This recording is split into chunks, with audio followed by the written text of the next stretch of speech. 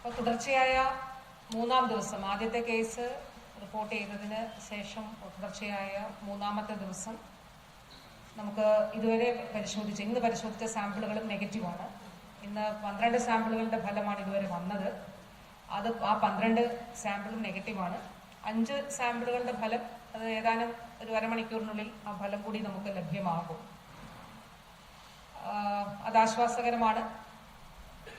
പക്ഷെ പ്രത്യേകം ശ്രദ്ധിക്കേണ്ട കാര്യം, ഐസൊലേഷനിലുള്ളവർ, ക്വാറന്റൈനിലുള്ളവർ നിർബന്ധമായിട്ടും ആ 21 ദിവസം ക്വാറന്റൈനിലായിരിക്കണം. ക്വാറന്റൈൻ ലംഘിക്കാൻ പാടില്ല. ആ പ്രോട്ടോക്കോളിന് വിരുദ്ധമായി അല്ലെങ്കിൽ മാനദണ്ഡത്തിന് വിരുദ്ധമായി ക്വാറന്റൈൻ ലംഘിച്ചാൽ അത് പൊതുജനാരോഗ്യ നിയമത്തിനെതിരാണ്. അപ്പോൾ തീർച്ചയായിട്ടും അതിനനുസരിച്ചിട്ടുള്ള നടപടികളും നമുക്ക് സ്വീകരിക്കേണ്ടതായിട്ട് വരും. പക്ഷെ എല്ലാവരും അതിൽ സഹകരിക്കുന്നു എന്നുള്ളത് വളരെ സന്തോഷമുള്ള കാര്യമാണ്. ഇന്ന് 460 പേരാണ് കോണ്ടാക്ട് ലിസ്റ്റ്. 54 പേർ കൂടി പുതുതായിട്ട് വന്നിട്ടുണ്ട്. ആ 54 പേരെ കണ്ടെത്തിയത് CCTV ദൃശ്യങ്ങൾ സൂക്ഷ്മമായി CCTV ദൃശ്യങ്ങൾ ഇന്നലെയും അതിന്റെ തലേന്നുമായി എടുത്തിരുന്നു. അപ്പോൾ അതിൽ നിന്ന് കണ്ട ആളുകളെ ഐഡന്റിഫൈ ചെയ്തവരെ കൂടുതൽ ആളുകളെ കൂടി കണ്ടെത്തിയിട്ടുണ്ട്. അങ്ങനെയാണ് ഇന്ന് 460 പേരാണ് കോണ്ടാക്ട് ലിസ്റ്റിലുള്ളത്.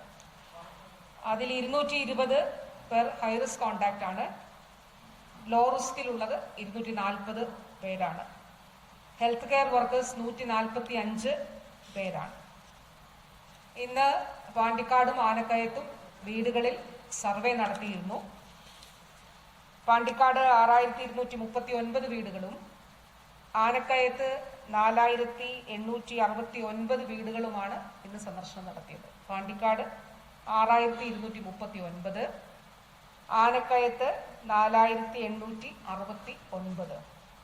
അപ്പോൾ ഇന്നലെയും ഇന്നും ഇന്നലെയുടെ തലേന്ന് ഉച്ച കഴിഞ്ഞുള്ള സമയവുമായി 18055 വീടുകൾ ഈ 2 പഞ്ചായത്തുകളിലുമായി നമ്മുടെ ആരോഗ്യ പ്രവർത്തകർ സർവേ നടത്തിയിട്ടുണ്ട്. അതിൽ 1014 പേർക്ക് പനിയുണ്ട് 18055 വീടുകൾ സന്ദർശിച്ചപ്പോൾ. പക്ഷേ അതിൽ 7 പേർക്ക് മാത്രമേ എപ്പിഡമോളജിക്കൽ ലിങ്ക് ഉള്ളൂ. അതായത് മോനുമായി നേരിട്ട് സമ്പർക്കത്തിലുള്ളവർ അല്ലെങ്കിൽ സമ്പർക്ക പട്ടികയിലുള്ളവർ 7 പേർ മാത്രമേ ഉള്ളൂ. ആ 7 പേരുടെയും സാമ്പിളുകൾ എടുക്കുകയും പരിശോധിക്കുകയും ചെയ്തിട്ടുള്ളവരാണ്. ബാക്കിയുള്ളവർക്കൊക്കെ സാധാരണ വൈറൽ പനി, ഇനി അങ്ങനെ അല്ലാതെ സാമ്പിളുകൾ എടുക്കേണ്ടവരുണ്ടെങ്കിൽ അതും ഇതിന്റെ ഭാഗമായിട്ട് എടുക്കുന്നുണ്ട്. ഇന്ന് കൂടുതൽ ആളുകൾക്ക് സൈക്കോളജിക്കൽ പിന്തുണ, മാനസിക പിന്തുണ നൽകുന്നതിന് സാധിച്ചിട്ടുണ്ട്. 329 ആളുകളെയാണ് വിളിച്ചത്. തിരിച്ചു വിളിച്ചവരുമുണ്ട്. ഞങ്ങൾക്ക് ഈ രീതിയിൽ പേടിയുണ്ട്, ആശങ്കയുണ്ട് എന്ന് പറയുമ്പോൾ ആ രീതിയിൽ അവർക്ക് കൗൺസിലിംഗ് നൽകുന്നുണ്ട്. ടീച്ചേഴ്സിന് പ്രത്യേകമായി ആരോഗ്യ പ്രവർത്തകർ പ്രത്യേകമായിട്ടുള്ള ഒരു സെഷൻ എടുത്തിട്ടുണ്ട്. എന്താണ് നിപ്പയെ കുറിച്ചുള്ള പൊതുവായ അവബോധം സംബന്ധിച്ച്. ഈ പന്തല്ലൂർ സ്കൂൾ ഉൾപ്പെടെയുള്ള ഇടങ്ങളിൽ ഓൺലൈൻ പഠനം നടക്കുന്നുണ്ട് എന്നുള്ളതാണ് DD എഡ്യൂക്കേഷൻ ഈ യോഗത്തിൽ അറിയിച്ചിട്ടുള്ളത്. അതോടൊപ്പം മറ്റു സ്കൂളുകളിൽ എത്താൻ കഴിയാത്ത കുട്ടികൾക്ക് വേണ്ടി അതാത് സ്കൂളുകൾ, അത് നമ്മുടെ സംസ്ഥാനത്തെ സ്റ്റേറ്റ് സിലബസിലുള്ള സ്കൂളുകളും CBSE സിലബസിലുള്ള സ്കൂളുകളും എല്ലാ സ്കൂളുകളും തന്നെ ഓൺലൈനായിട്ട് അവർക്ക് പ്രത്യേകമായിട്ട് സൗകര്യം ഒരുക്കാം എന്നുള്ളത് പറഞ്ഞിട്ടുണ്ട്. സമ്പർക്ക പട്ടികയിൽ ഉൾപ്പെടെ ഉള്ള കുഞ്ഞുങ്ങൾക്ക് വേണ്ടി പ്രത്യേകമായി ഓൺലൈൻ സൗകര്യം, ഓൺലൈൻ പഠനം ഏർപ്പെടുത്താം എന്നുള്ളത് അറിയിച്ചിട്ടുണ്ട് എന്നുള്ളതാണ് DD ഈ മീറ്റിംഗിൽ അറിയിച്ചിട്ടുള്ളത്. ഇതുകൂടാതെ ഈ പ്രദേശങ്ങളിൽ കന്നുകാലി, ആട്, മറ്റു വളർത്തുമൃഗങ്ങൾ ഇവയുടെ സാമ്പിളുകൾ എടുത്തിട്ടുണ്ട്. അപ്പോൾ മൃഗങ്ങളിൽ ഏതെങ്കിലും തരത്തിലുള്ള വൈറസ് ബാധയുണ്ടോ എന്നുള്ളത് പരിശോധിക്കുന്നതിന് വേണ്ടിയിട്ടാണ് ആനിമൽ ഹസ്ബൻഡറി ഡിപ്പാർട്ട്മെന്റാണ് അത് എടുക്കുന്നത്. NIV പൂനെയുടെ ബാറ്റ് സർവൈലൻസ് ടീം ഇന്ന് ഫീൽഡിൽ പോയിരുന്നു. അവര് ബാറ്റിന്റെ വവ്വാലുകളുടെ സാമ്പിളുകൾ ശേഖരിക്കും. ഈ ദിവസങ്ങളിൽ അത് നടക്കും. ആ സാമ്പിളുകൾ പരിശോധിച്ച് അതിൽ വൈറസിന്റെ സാന്നിധ്യമുണ്ടോ എന്നുള്ളത് പരിശോധിക്കും. വൈറസിന്റെ സാന്നിധ്യം ഉണ്ടെങ്കിൽ അവയുടെ ജനിതക പരിശോധനയും നടത്തും. ഇതുകൂടാതെ ജില്ലാ പോലീസ് മേധാവി 2 കേസുകൾ എടുത്തിട്ടുണ്ട്. അത് സമൂഹ മാധ്യമങ്ങളിൽ തെറ്റായ നിലയിലുള്ള പ്രചരണം നടത്തിയ ആളുകൾക്കെതിരെയാണ്. അതിൽ വാസ്തവത്തിൽ ഒരെണ്ണം ഈ ഒരു മോനെ അപമാനിക്കുന്ന നിലയിലുള്ള ഒരു സമൂഹ മാധ്യമത്തിലെ പോസ്റ്റും ഉണ്ടായിരുന്നു. അപ്പോൾ ആ സംഭവങ്ങളിൽ ഇന്ന് കേസ് എടുത്തിട്ടുണ്ട്. അപ്പോൾ പൊതുവിൽ നമ്മുടെ ഈ പുതിയ പരിശോധനാ ഫലങ്ങൾ നെഗറ്റീവ് ആകുന്നു എന്നുള്ളത് ആശ്വാസകരമായിട്ടുള്ള കാര്യമാണ്. ഇത് കൂടാതെ ഞാൻ നേരത്തെ ഇടയ്ക്ക് പറഞ്ഞ കാര്യം ഒരിക്കൽ കൂടി ആവർത്തിക്കുകയാണ്. അതായത് സമ്പർക്ക പട്ടികയിലുള്ളവർ ദയവായി അവരവരുടെ സുരക്ഷിതത്വത്തിനും അതോടൊപ്പം തന്നെ പൊതുസമൂഹത്തിൻ്റെയും പൊതുജനാരോഗ്യവും കൂടി മുൻനിർത്തി 21 ദിവസമാണ് നമുക്ക് ആ ഒരു ഐസൊലേഷൻ പീരീഡ് ഉള്ളത്. ആ ഐസൊലേഷനിലായിരിക്കുക, അത് മാനദണ്ഡ പ്രകാരം തന്നെ ആ ഐസൊലേഷൻ ആയിരിക്കുക എന്നുള്ളത് വളരെ പ്രധാനപ്പെട്ട കാര്യമാണ്. ഇത്രയും കാര്യങ്ങളാണ് ഇന്നത്തെ ദിവസം ഉള്ളത്.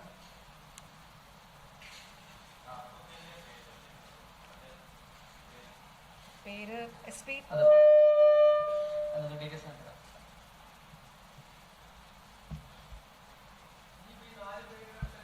5 പേരുടെ, ഇന്ന് 5 പേരുടെ.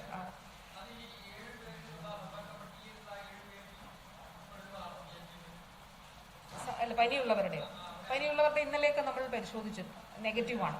പക്ഷേ ഈ സമ്പർക്ക പട്ടികയിലുള്ളവർക്ക് പനി പെർസിസ്റ്റ് ചെയ്യുവാണെങ്കിൽ വീണ്ടും നമ്മൾ സാമ്പിൾ എടുക്കും. ഹൈറിസ്ക് കോണ്ടാക്ട്സിലുള്ളവർക്ക് ഒരു തവണ സാമ്പിൾ എടുത്തിട്ടുണ്ടെങ്കിലും അവർക്ക് പിന്നീട് രോഗലക്ഷണം വന്നാൽ വീണ്ടും സാമ്പിൾ എടുക്കും, പരിശോധിക്കും.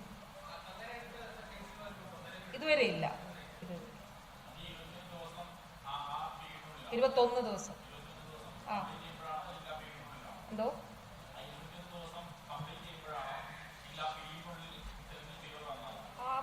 ആ 21 ദിവസത്തിനുള്ളിൽ നമുക്ക് വൈറസ് ശരീരത്തിൽ കടന്നിട്ടുണ്ടെങ്കിൽ ആ ദിവസങ്ങൾക്കുള്ളിൽ തീർച്ചയായിട്ടും നമുക്ക് ആ രോഗം ഉണ്ടാവുകയാണെങ്കിൽ ഉണ്ടാകും. അപ്പോൾ അത് ശാസ്ത്രീയമായിട്ടുള്ള ഒരു പ്രോട്ടോക്കോളിൻ്റെ അടിസ്ഥാനത്തിലാണത്. അപ്പോൾ 21 ദിവസങ്ങൾക്കുള്ളിൽ, അതിനുശേഷം പിന്നീട് നമുക്ക് പരിശോധിക്കേണ്ടതില്ല.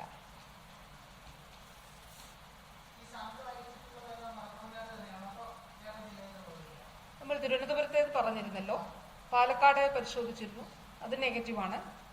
മറ്റ് ജില്ലകളിലുള്ളവർ ഉണ്ട്, പക്ഷേ മറ്റ് ജില്ലകളിലുള്ളവരിൽ സാമ്പിളുകൾ പരിശോധിച്ചത് നെഗറ്റീവാണ്. ലാബ് പ്രവർത്തനം തുടങ്ങി, BSL ലെവൽ 3 ലാബ് പ്രവർത്തനം തുടങ്ങി. അല്ല, അത് PCR പരിശോധനയാണ്. നമ്മളുടെ മെഡിക്കൽ കോളേജിൽ എടുക്കുന്ന അതേ സമയം എടുക്കും, ഒരു 5-6 മണിക്കൂർ എടുക്കും. 5-6 മണിക്കൂർ ആ പ്രോസസ്സ് ചെയ്ത് ഒരു വ്യക്തിയുടെ 3 സാമ്പിളാണ് എടുക്കുന്നത്. അപ്പോൾ ആ ഒരു 5-6 മണിക്കൂർ ദൈർഘ്യം ആ ടെസ്റ്റിനുണ്ടാകും. എന്തോ കൊണ്ടുവരും. അതാണ് നമ്മൾ ആവശ്യപ്പെടുന്നത്, മഞ്ചേരിയിലേക്ക് കൊണ്ടുവരണം എന്നുള്ളതാണ്.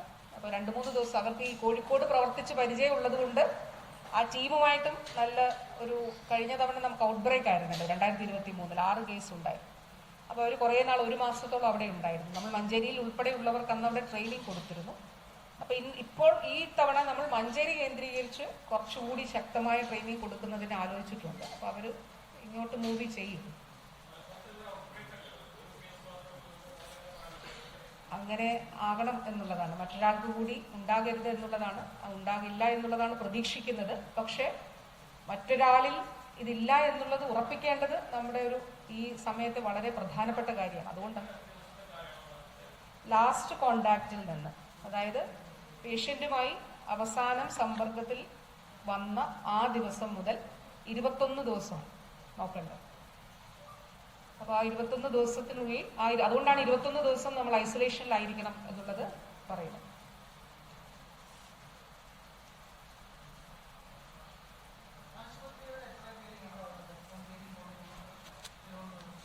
ആശുപത്രികളിൽ തിരുവനന്തപുരത്ത് 2 പേരുണ്ട്.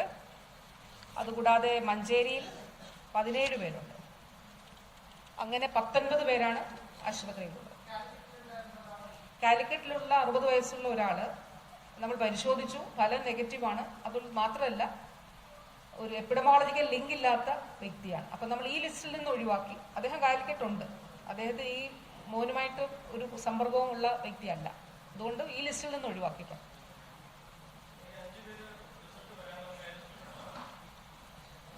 കോണ്ടാക്ട് ലിസ്റ്റിൽ പെട്ടവരാണ്, ഹൈ റിസ്ക് പെട്ടവരാണ്, പ്രൈമറി ഹൈ റിസ്ക് പെട്ടവരാണ്. അതിപ്പോൾ വരും.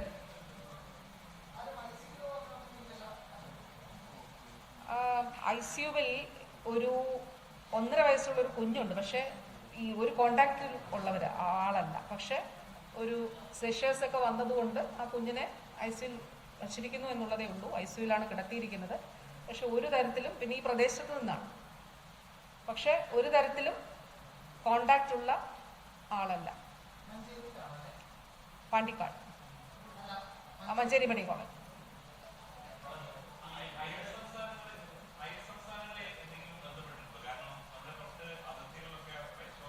അത് തെറ്റായ കാര്യമാണ്. നമ്മളെപ്പോഴും അത് കോവിഡ് കാലത്തും ഒക്കെ തന്നെ അങ്ങനെ ചെയ്യുന്നൊരു രീതി നമ്മുടെ കേരളത്തോട് അത് തെറ്റായ കാര്യമാണ്. ഇപ്പോൾ ആരോഗ്യ സെക്രട്ടറി അവിടുത്തെ വകുപ്പ് സെക്രട്ടറിയുമായിട്ട് ഇന്നലെ ആശയവിനിമയം നടത്തിയിരുന്നു. അതിൻ്റെ ഒരു ആവശ്യവുമില്ല.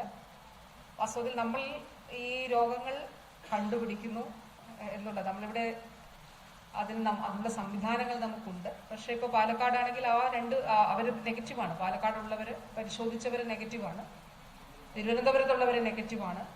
ബാക്കി എല്ലാ ഫലങ്ങളും ഇതുവരെ നമ്മൾ പരിശോധിച്ച സാമ്പിളുകളെല്ലാം തന്നെ നെഗറ്റീവാണ്, ആദ്യത്തെ കേസ് ഒഴിച്ച്. അപ്പോൾ അതുകൊണ്ട് അതിൻ്റെ ഒരു ആവശ്യമില്ല. വളരെ ശാസ്ത്രീയമായി ചിട്ടയായിട്ടാണ് നമ്മൾ ഈ കോൺടാക്ട് ലിസ്റ്റ് ഉൾപ്പെടുക. അതുകൊണ്ടാണ് സമ്പർക്കത്തിൽ വന്ന ഒരാൾ പോലും പുറത്തുണ്ടാകാൻ പാടില്ല. പുറത്തെന്ന് വെച്ചാൽ ഐസൊലേഷൻ അല്ലാതെ ഉണ്ടാകാൻ പാടില്ല എന്നുള്ളതാണ്. അപ്പം അത് കേരളം വളരെ കൃത്യമായിട്ടാണ് ചെയ്യുന്നത്, പഴുതടച്ചാണ് ചെയ്യുന്നത്. അതുകൊണ്ടാണ് നമ്മൾ CCTV എടുക്കുന്നത്. ആളുകൾ പറഞ്ഞ് അറിയുന്നതല്ലാതെ CCTV എടുത്ത് ആ CCTV-യിൽ അവിടെ ആ ഏരിയയിലുള്ള മുഴുവൻ ആളുകൾ, CCTV മാത്രമല്ല പോയ വഴികളിലെ വിവിധ ക്യാമറകൾ എടുത്തിട്ടാണ് നമ്മൾ നോക്കുന്നത്. അപ്പോൾ അതനുസരിച്ച് പഴുതടച്ചുള്ള ഒരു സമ്പർക്ക പട്ടിക തയ്യാറാക്കലാണ് ചെയ്യുന്നത്. അത് രോഗവ്യാപനം തടയുന്നതിന് വേണ്ടിയിട്ടാണ്.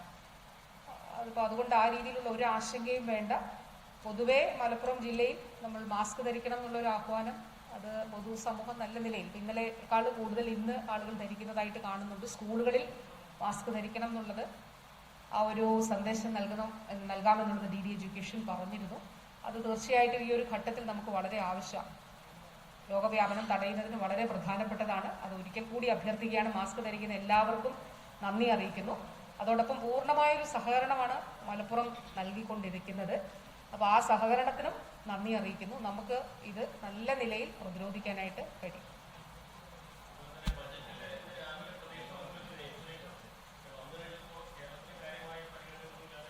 കാര്യമായ പരിഗണന എന്നല്ല, നമുക്ക് പരിഗണനയില്ലാത്ത ഒരു കേന്ദ്ര ബജറ്റായിട്ട്.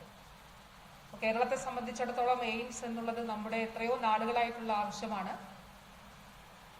കേന്ദ്രം ആവശ്യപ്പെട്ടതനുസരിച്ചിട്ടുള്ള സ്ഥലം 200 ഏക്കറിൽ കുറയാത്ത സ്ഥലം എന്നുള്ളതാണ്. ആ സ്ഥലം, അതുപോലെ റോഡ്, മറ്റ് ജലത്തിൻ്റെ ലഭ്യത, ഇതെല്ലാം ഉറപ്പാക്കിക്കൊണ്ടാണ് ഡീറ്റെയിൽസ് കൊടുത്തത്. ആരോഗ്യ മന്ത്രാലയം ആ ഫയൽ കണ്ട് ധനമന്ത്രാലയത്തിന് കൈമാറിയിട്ടുണ്ട്. അത് വളരെ ദുഃഖകരമാണ്. പ്രത്യേകിച്ച് ഇപ്പോൾ കേരളം നമുക്കറിയാം, കേരളത്തിൻ്റെ പ്രത്യേകത നമ്മൾ ഈ അസുഖങ്ങൾ, രോഗങ്ങൾ കണ്ടുപിടിക്കുന്നു എന്നുള്ളതാണ്, അത് റിപ്പോർട്ട് ചെയ്യുന്നു എന്നുള്ളതാണ്. കേരളത്തെ പോലെ ഈ ആരോഗ്യ മേഖലയിൽ മുന്നോട്ട് പോകുന്നത്. അതുകൊണ്ടാണ് Indian council of medical research ഗവേഷണം നടത്തുമ്പോൾ നമ്മളുമായി, പ്രത്യേകിച്ച് നിപ്പ നമ്മളെടുത്താൽ ഇന്ത്യയുടെ മറ്റു ഭാഗങ്ങളിലൊക്കെ ഉണ്ടായിട്ടുണ്ടല്ലോ, പക്ഷെ അവിടെയൊന്നും നടക്കാത്ത നിലയിലുള്ള ഗവേഷണ പ്രവർത്തനങ്ങൾ കേരളത്തിൽ നടക്കുന്നുണ്ട്. പ്രത്യേകിച്ച് ഒരു നിപ്പയുടെ 2018 നിപ്പ റിപ്പോർട്ട് ചെയ്തതിന് ശേഷം നമ്മൾ പരിശോധിച്ചാൽ എൻകഫലൈറ്റിസ്, മസ്തിഷ്ക ജ്വരം വരുന്ന എല്ലാ കേസുകളും എന്താണ് കാരണം നമ്മൾ കണ്ടുപിടിക്കുന്നുണ്ട്. എന്താണ് കാരണം? നമ്മുടെ പ്രോട്ടോകോൾ തന്നെ ഉണ്ട്. മസ്തിഷ്ക ജ്വരം, അതോടൊപ്പം ARS, അക്യൂട്ട് റെസ്പിറേറ്ററി സിൻഡ്രോം ഒക്കെ ഉണ്ടായാൽ നെക്സ്റ്റ് ചെയ്തേണ്ടത് നിപ്പ പരിശോധിക്കണം. മസ്തിഷ്ക ജ്വരമാണെങ്കിൽ എന്തുകൊണ്ട് മസ്തിഷ്ക ജ്വരം എന്നുള്ളത്, എന്താണ് അതിൻ്റെ കോസ്. അപ്പോൾ ആ രീതിയിൽ നമ്മൾ ആ രോഗം ഐഡന്റിഫൈ ചെയ്യാൻ ശ്രമിക്കുന്ന ഒരു സംസ്ഥാനമാണ്. ആരോഗ്യ പ്രവർത്തകർ, ഡോക്ടേഴ്സ് അങ്ങനെയാണ് ചെയ്യുന്നത്. നമ്മുടെ ഫീൽഡ് തലത്തിലുള്ള ആരോഗ്യ പ്രവർത്തകർ ഇത് സംശയം. കഴിഞ്ഞ ദിവസം അമീബിക് മെനിഞ്ചോ എൻകഫലൈറ്റിസുമായി അപ്പം തലവേദന ഒരു ഇതൊക്കെ ഉണ്ടായപ്പോൾ ഹിസ്റ്ററി പറഞ്ഞപ്പോൾ കുളത്തിൽ പോയിട്ടുണ്ടെന്ന് പറഞ്ഞു ഇതാവാൻ സാധ്യതയുണ്ട്. 24 മണിക്കൂറിനുള്ളിൽ ഡയഗ്നോസ് ചെയ്തു. അത് വളരെ പ്രധാനപ്പെട്ടതാണ്. അപ്പം ലോകത്ത് അതിനൊരു ലിറ്ററേച്ചറും ഇല്ല. അപ്പം നമ്മൾ ഇതിൽ അമീബിക് മെനിഞ്ചോ എൻകഫലൈറ്റിസ് നമ്മുടെ അനുഭവം ആദ്യം തന്നെ 24 മണിക്കൂറിനുള്ളിൽ ഡയഗ്നോസ് ചെയ്യുകയും പിന്നെ കൃത്യമായിട്ടുള്ള അവൈലബിൾ ആയിട്ടുള്ള മരുന്നുകൾ കൊടുക്കുകയും ചെയ്താൽ സർവൈവ് ചെയ്യും എന്നുള്ളതാണ്.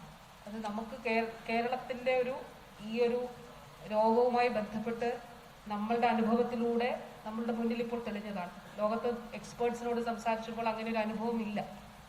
അപ്പം അങ്ങനെ ഒരു സംസ്ഥാനത്തിനൊരു എയിംസ് തീർച്ചയായിട്ടും അത് അർഹതപ്പെട്ടതാണ്. പക്ഷേ നേരിട്ട് കേന്ദ്ര ആരോഗ്യമന്ത്രിയുമായിട്ടൊക്കെ കഴിഞ്ഞ മിനിസ്റ്ററിൽ സംസാരിക്കുമ്പോൾ കേരളത്തിന് അത് അർഹതപ്പെട്ടതാണ് എന്നുള്ളത് പേഴ്സണലായിട്ട് പറയുന്നു. പക്ഷേ നമുക്ക് നിഷേധിക്കപ്പെടുന്നു. വളരെ ദുഃഖകരമായിട്ടുള്ള ഒരു കാര്യമാണ്. നമുക്കത് വളരെ ആവശ്യമായിട്ടുള്ള ഒരു സ്ഥാപനമാണ്. അത് നിർഭാഗ്യകരമാണ് എന്നുള്ളതിൽ ഒരു തർക്കവുമില്ല.